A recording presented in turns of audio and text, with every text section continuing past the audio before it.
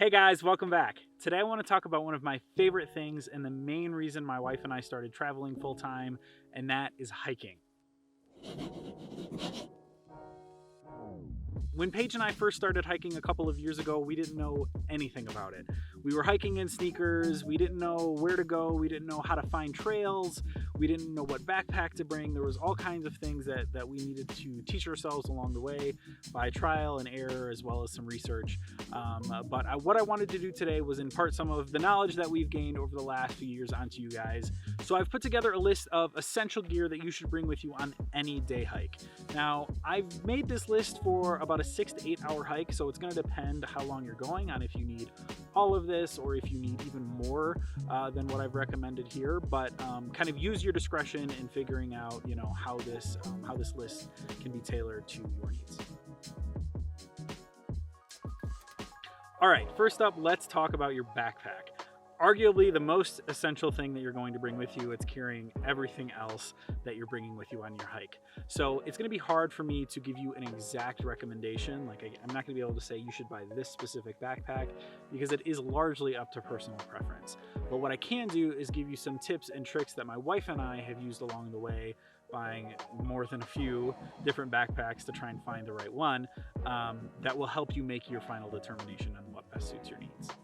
Honestly, I think it's a good idea, if you can, to get all the other gear that you plan on using for your hiking and then buy the backpack last. The reason I say that is because you don't want to get a bag that's too small and won't fit all of the gear you plan on bringing with you, but you also don't want to get a bag that's too big because they can get a little pricey as well as have a lot of weight themselves. The one caveat to that though is if you plan on going on longer overnight trips down the road, it might make more sense to get a larger bag to dual purpose for both day hiking and backpacking trips. Another thing that you want to look for is a backpack with a good amount of back support. You're going to be carrying a significant amount of weight on your back, so sternum straps as well as belts go a long way to help you support that weight. All right, let's talk about water. I know this is super obvious that you need to be bringing water with you, but I have been known to forget water once or twice on a hike, so I thought I'd mention it anyway. For the most part, you can bring any water bottle that you have laying around. However, I really like the Trail Series Hydro Flask water bottles. I think they're like 32 ounces. But my wife and I both have one of those. We really like them. They're super lightweight and they hold a decent amount of water for a day hike. Another option that you have instead of a water bottle is actually a water reservoir that goes inside of your backpack. These are super useful because you don't have to fumble with a water bottle while you're walking down the trail. They actually have a spout that connects to the strap of your backpack, so you can just sip on that while you're walking. And they have a great capacity as well, so you don't have to worry about running out of water while you're on the trail. All right, next up, let's talk about food. So you should always be bringing a snack with you, whether you're going for a 2-hour hike or a 5-hour hike or a 30-minute hike. It doesn't really matter. You always want to have a little something with you just in case you do get hungry, and it'll also help you stay energized throughout your hike as well. So here is a list of recommended foods that are great to bring on trail. I would also recommend that you avoid sugar as much as you can. A few M&Ms in your trail mix is totally fine, but sugar can totally make you crash a few minutes after you've eaten it, and it can really ruin a longer hike. So I would definitely avoid sugar. The most important thing to remember about cotton, especially if it's really hot outside, is avoid cotton. You're going to sweat while you're hiking, and that cotton will retain that moisture and just make you hotter. Something thin and light as well as synthetic is perfect for day hiking during the summertime. If you plan on going hiking in the wintertime, cotton is even worse for you. It greatly increases your risk of hypothermia when it's wet, as well as loses its ability to insulate. So it's better to find some synthetic clothing that you can layer up on top of each other instead of using those cotton layers.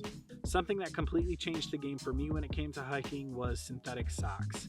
My feet stay way cooler now, and that helps me regulate my overall body temperature as well on the trail.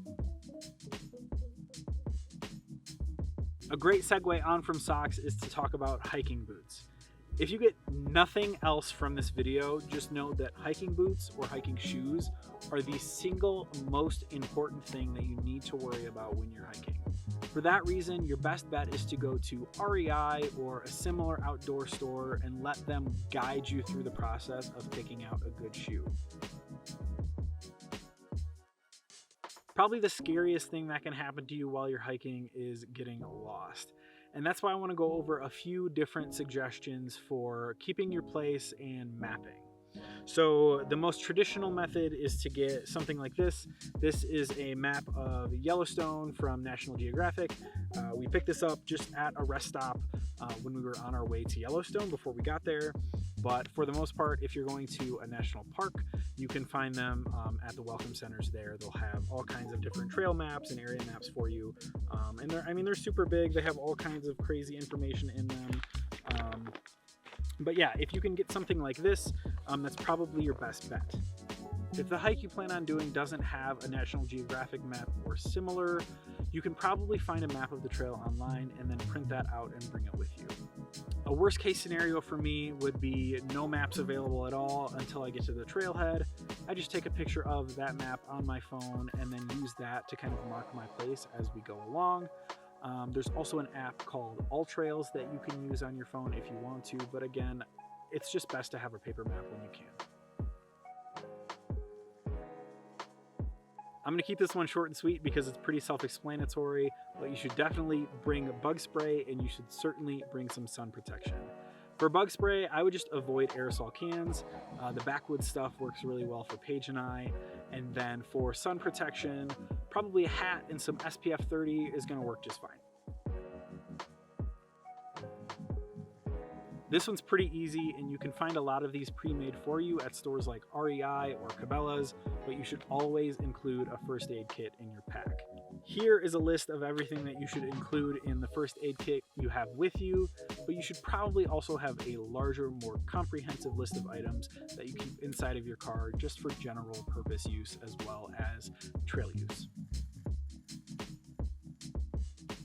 That's about it for the main list of items that you should always bring with you on a hike.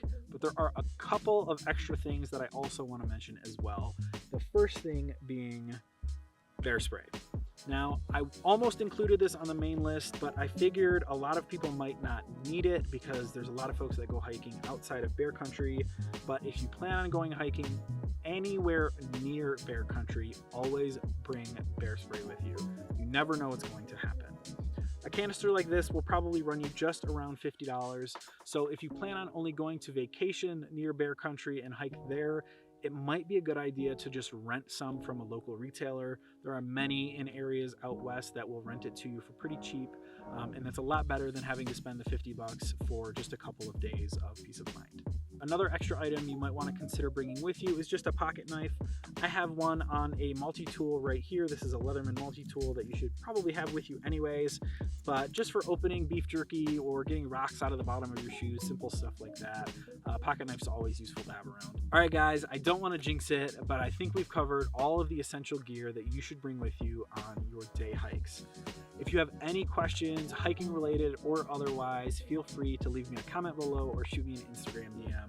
I'd be happy to help out. If you liked the video, please let us know by hitting that button down below, and we'll see you down the trail.